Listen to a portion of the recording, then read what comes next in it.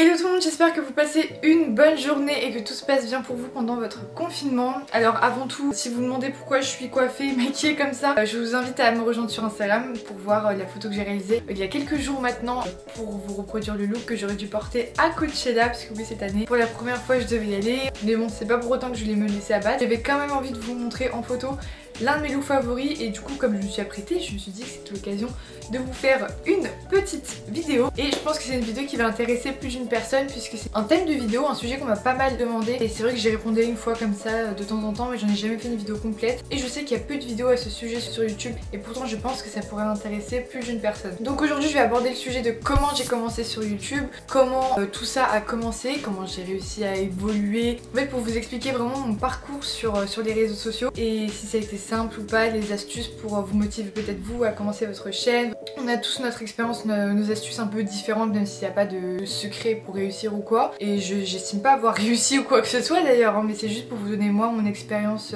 personnelle par rapport à cette folle aventure et vous dire mes ressentis par rapport à tout ça et vous éclairer sur plusieurs points. Du coup, une abonnée super adorable qui s'appelle Yousra, je sais que tu passeras par là donc je te fais des gros bisous, elle m'a concocté des petites questions, elle avait beaucoup de questions en tête, elle m'a tout organisé, c'est un amour, donc encore un grand merci à toi parce que du coup tout va être super clair dans la vidéo. Mais du coup bah écoutez, on va commencer. Alors première question, quand as-tu commencé YouTube? Alors pour ceux qui ne me connaissent pas depuis longtemps, moi j'ai commencé YouTube en janvier 2014, donc ça fait très longtemps. Pourquoi j'ai commencé YouTube? C'est que je regardais déjà des vidéos de youtubeuses depuis 2 ans avant, depuis 2012 du coup, quand c'était le début des youtubeuses en France, etc. J'ai toujours beaucoup aimé les regarder et j'ai trouvé ça toujours aussi fascinant de voir qu'on pouvait apprendre à se maquiller, faire des coiffures avec des tutos gratuits sur internet. Ça, et c'est grâce à ça que j'ai appris à me maquiller, c'est grâce à toutes les vidéos que j'ai regardées sur YouTube. Et à côté de ça, moi depuis que j'ai 8-9 ans, j'adore faire des vidéos. J'ai inventé des petits scénarios avec ma cousine et ma soeur et on en faisait des montages et moi je kiffais créer des histoires, tout monter, etc. avec mon petit PC. Et donc au fur et à mesure du temps, j'ai commencé à m'intéresser de plus en plus aux youtubeuses. J'ai commencé à les rencontrer lors de meet-up, etc. Donc un peu, si vous voulez, toutes les premières youtubeuses, je les ai toutes rencontrées, j'ai déjà fait toutes des photos avec elles. Là on rentre un peu dans la phase dont j'ai honte. C'est pas que j'ai honte, mais c'est que quand j'y repense, je dis Tatiana, mais genre t'étais tellement innocente à cette période. J'allais à tous les meet-up. Si vous connaissez pas ce terme, parce que maintenant c'est plus rencontre abonnés, je sais pas trop. Mais alors à l'époque, en fait, ce qui se passait, c'est qu'on pouvait rencontrer nos youtubeuses favorites dans des parcs, sans marque, sans sécurité, personne nada.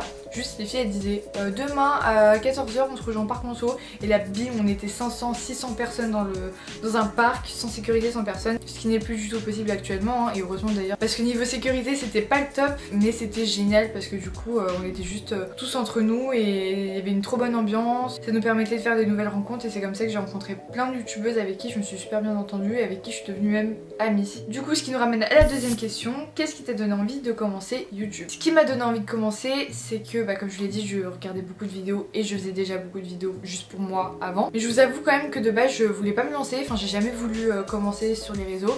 Mais c'est ma mère et ma soeur qui me répétaient constamment Tatiana, tu kiffes ça, enfin tu kiffes regarder des vidéos YouTube, tu kiffes maintenant te maquiller, te coiffer, t'habiller et t'adores les montages vidéo, qu'est-ce que t'attends?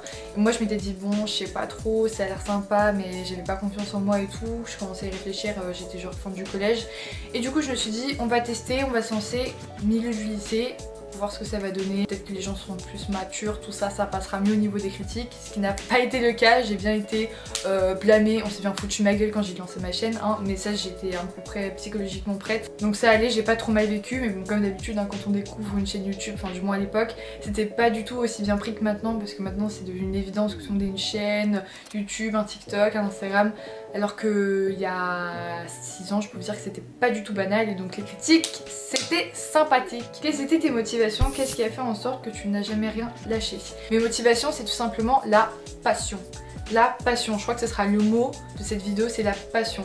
Si j'arrive à tenir encore jusqu'à maintenant, c'est parce que j'aime ce que je fais. Ce qui m'a permis de rester motivée, c'est tout simplement le fait que j'adorais monter des vidéos, j'adorais parler de ces sujets-là.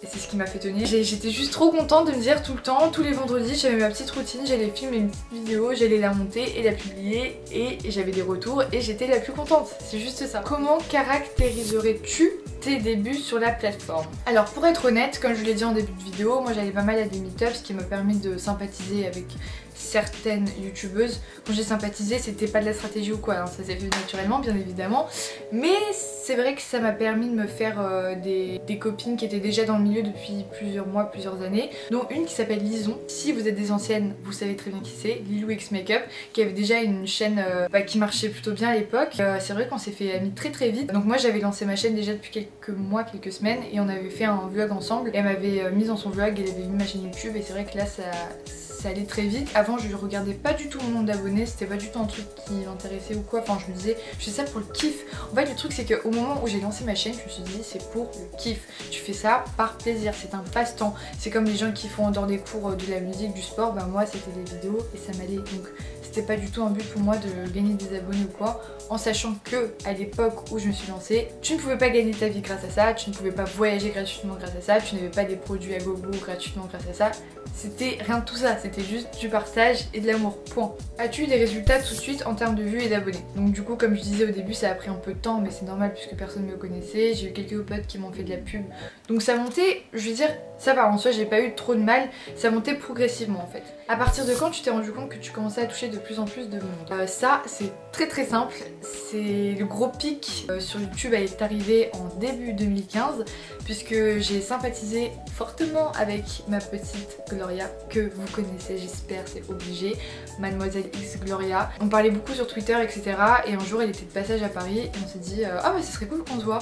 Puis à l'époque je parlais aussi beaucoup avec Sandy Jules, on était un petit groupe quoi, et du coup on s'est dit bon bah on va tous se voir, se rencontrer, et là pareil c'est parti en vlog, mais tout ça ça s'est fait tellement naturellement en fait.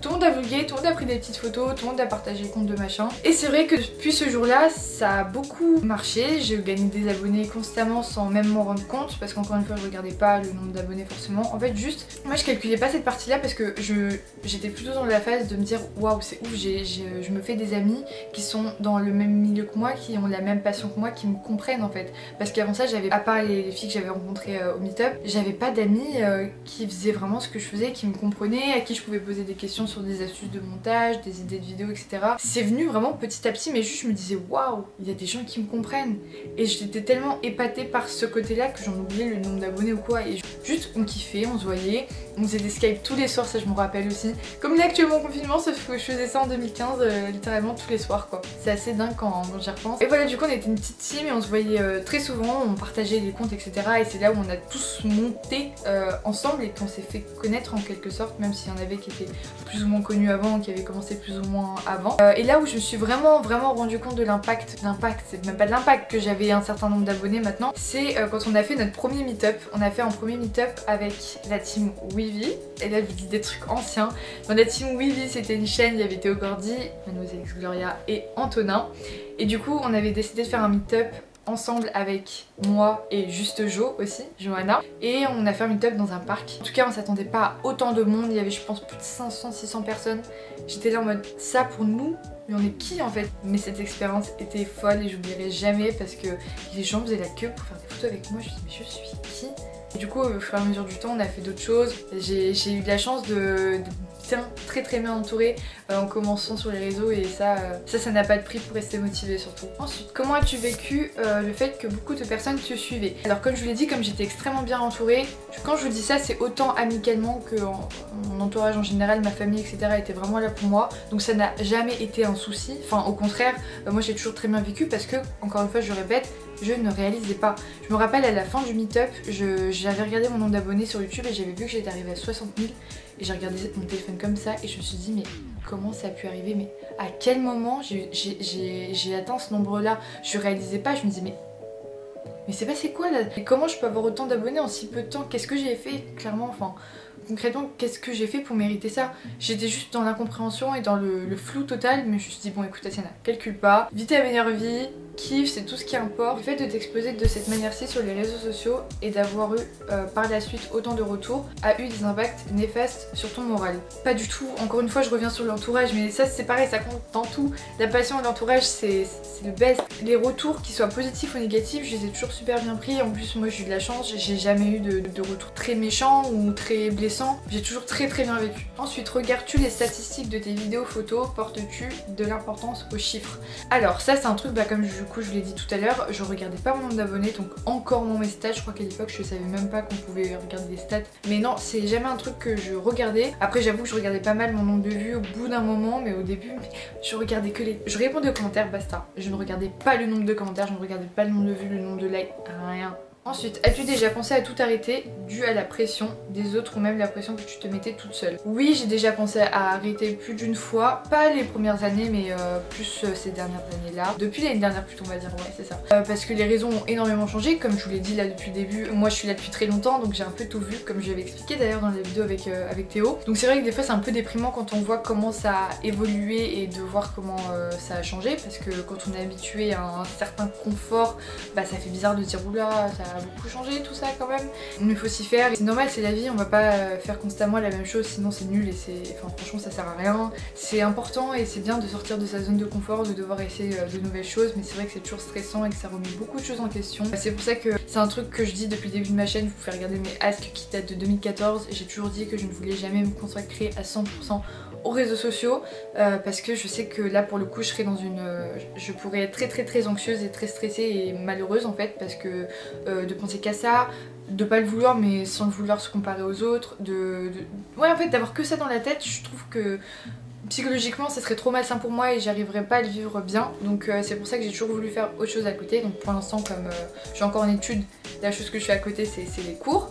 Mais après ça, après le master, j'ai déjà d'autres idées en tête et c'est d'ailleurs une des choses que j'avais envie de vous dire dans cette vidéo, c'est que ne pensez pas que c'est si simple que ça de se lancer sur les réseaux et que c'est bon, on a un peu d'abonnés, on peut gagner notre vie et tout va bien. Et il y a beaucoup de remises en question, il y a beaucoup de est-ce que je continue ou pas, est-ce que ce que j'ai fait c'est bien, est-ce que ce que j'ai fait c'est mal. C'est vraiment pas si simple que ça et d'ailleurs j'y repense encore aujourd'hui parce que depuis le confinement, il y a plein de gens qui s'amusent à rabaisser les influenceurs pour autant. Bah bien fait pour leur gueule, c'est bien pour eux, comme ça ils en veulent plus d'argent, c'est enfin la fin des influenceurs, cassez-vous les influenceurs, on veut plus de vous, nanana.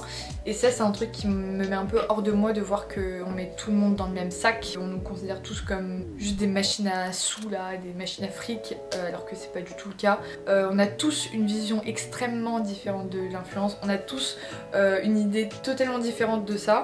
Et enfin je le vois rien qu'avec mes potes, hein, on n'a pas le même avis sur tout. Et moi personnellement mon avis sur l'influence c'est que même si je kiffe ça, en plus j'aime pas le mot l'influence, mais si je kiffe la création de contenu, je n'ai pas envie que ça devienne mon métier à part entière pour la fin de ma vie, parce que je trouve ça trop stressant et parce que j'aime trop faire autre chose. J'adore créer autre chose que pour moi-même et donc j'aimerais bien faire plusieurs choses et non pas que ça. D'ailleurs j'aimerais revenir sur un sujet qui revient très souvent en ce moment, enfin depuis quelques années. C'est souvent dans les asks ou quand je pose des questions, vous me demandez est-ce que tu as un projet de marque? Est-ce que tu vas bientôt sortir ta marque de vêtements, de make-up, de machin? Et ça, c'est un truc, personne n'en parle. C'est que maintenant j'ai l'impression que quand on est influenceur, je déteste ce mot mais je suis obligée de l'utiliser parce que voilà, il faut obligatoirement que après qu'on soit connu sur les réseaux, il faut qu'on crée une marque, il faut qu'on crée un e-commerce, il faut qu'on crée son business, il faut qu'on crée ses propres produits, il faut qu'on crée nos collections, etc.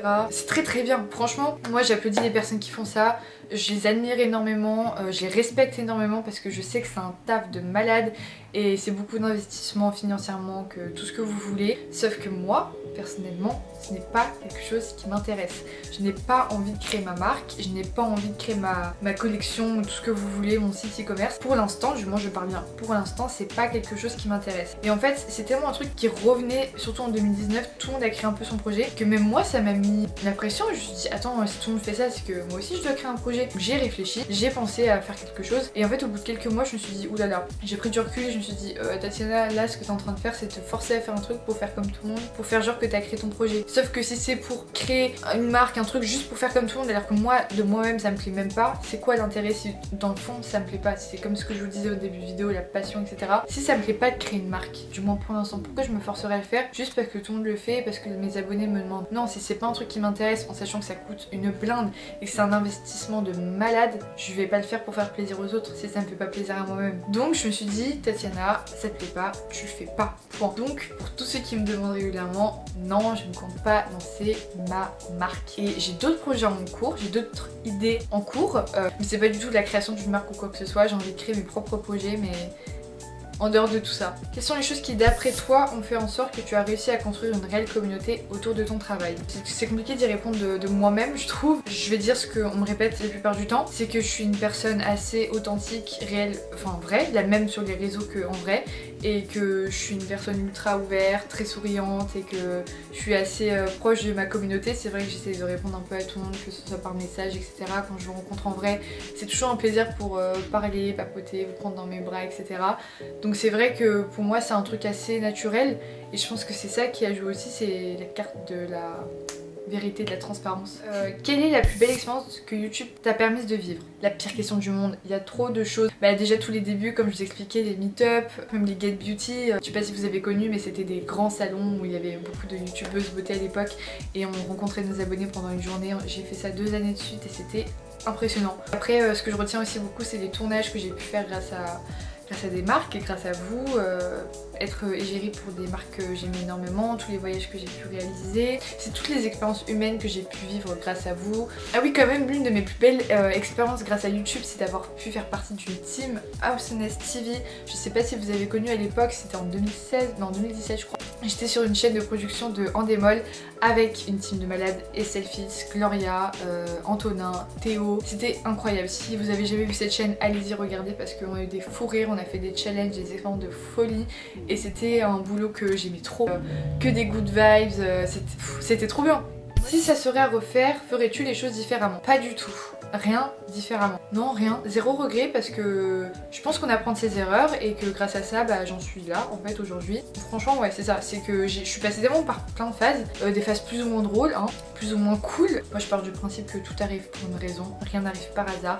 Donc si j'ai dû passer par ça pour en arriver là, bah c'est que je devais en arriver là. J'en retiens que du positif et des leçons pour plus tard. D'après toi, qu'est-ce qui est nécessaire de mettre en place à l'heure actuelle pour espérer se faire une place dans ce monde-ci, YouTube, Instagram, etc. Du coup je me répète mais c'est de faire les choses par passion. En fait il faut pas se mettre dans l'optique que vous allez commencer pour en faire votre métier, que vous allez commencer pour gagner votre vie, que vous allez commencer pour vous faire pote avec telle ou telle personne. Ça sert à rien parce que ça va se ressentir et ça va vous frustrer parce que vous allez vous dire oh là là mais regarde on a commencé mais j'ai toujours pas d'abonnés, j'ai toujours pas de machin, il y a toujours pas des marques qui me contactent.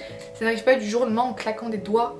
Moi j'ai réussi à avoir je crois mon premier partenariat 1 an et demi ou 2 ans après que j'ai commencé. En minimum 1 an et demi. Donc ça a pris du temps et jamais j'ai attendu genre oh, pitié pourvu qu'on me propose un truc. Non, c'est arrivé, j'étais trop contente. Donc voilà, c'est déjà le faire pour les bonnes raisons. C'est-à-dire parce que vous avez un truc à partager, que vous avez une passion, que vous avez envie de montrer à beaucoup de monde. Faites-le comme si vous parliez à des potes, vous prenez pas au sérieux, calculez pas trop non plus parce que ça, hein, on connaît bien. Si mes cousines passent par là, elles le sauront très bien. J'ai des cousines qui voulaient se lancer sur YouTube depuis le début comme moi. Elles ont toujours pas commencé. Pourquoi? Parce qu'elles sont beaucoup trop reloues et perfectionnistes. Les filles, vous pourrez pas dire le contraire. Elles veulent trop faire bien. Elles disent non mais là regarde la vidéo ça va pas. Non mais je sens que je suis pas naturelle. Non mais je sens que si. Eh les gars, c'est votre première vidéo, ce sera jamais parfait. Pour regarder ma première vidéo parce qu'elle est toujours en ligne sur ma chaîne YouTube. Elle n'est pas parfaite. Aucune première vidéo, à part si vous êtes un pro, sera parfaite. Et moi je trouve que c'est ça qui est beau, c'est de voir votre évolution. Si vous voyez mes premières vidéos et maintenant, ça n'a rien à voir. Pourquoi? Parce qu'on évolue. Et c'est ça qui est trop bien. À quoi ça sert? Vous arrivez sur les réseaux, vous êtes déjà nickel. Je dis pas que je suis nickel maintenant, mais si vous êtes déjà super à l'aise, les montages au top et tout, c'est quoi l'intérêt? Non, faut évoluer au fur et à mesure du temps et c'est comme ça que vous apprenez en fait. Et pour finir, dernière petite question, avec le recul et l'expérience que tu as engrangé ces dernières années, quel conseil tu donnerais à quelqu'un qui voudrait se lancer sur YouTube? Pour se faire connaître naturellement, pour moi, bah voilà, c'est de partager une passion que vous avez et essayer de le montrer d'une façon créative et qui change. Parce que les gens qui font les mêmes contenus sur les réseaux, qui copient machin, qui s'inspirent de machin, ça on connaît très bien. Mais faites-le avec votre patte et votre univers. En fait c'est surtout ça qu'il faut ressentir à travers je trouve vos réseaux, c'est ressentir votre univers, qu'on sente la vibe, le truc que vous voulez apporter, vous voyez ce que je veux dire? Donc je pense que ça doit être spontané, mais prouvez que vous voyez genre vous êtes là et que vous voulez montrer ce que vous kiffez quoi. Si ça plaît pas les premières vidéos, les premières années, les machins, ne laissez pas tomber, ça sert à rien, vous savez pas ce qui peut arriver dans les prochains mois, etc. Donc voilà pour les petites questions, j'espère que ça vous aura plu et intéressé. J'ai beaucoup trop parlé dans cette vidéo, mais ça m'a fait du bien de revenir un peu sur mon passé, vous expliquer un peu comment je suis arrivée ici. Donc n'hésitez pas si vous voulez en débattre, en parler, si vous avez d'autres questions, tout est en commentaire. N'oubliez pas de nous rejoindre aussi sur mes réseaux sociaux, Instagram, TikTok et Twitter. Et voilà, moi je vous fais de gros bisous et on se retrouve très bientôt pour une nouvelle vidéo. Ciao!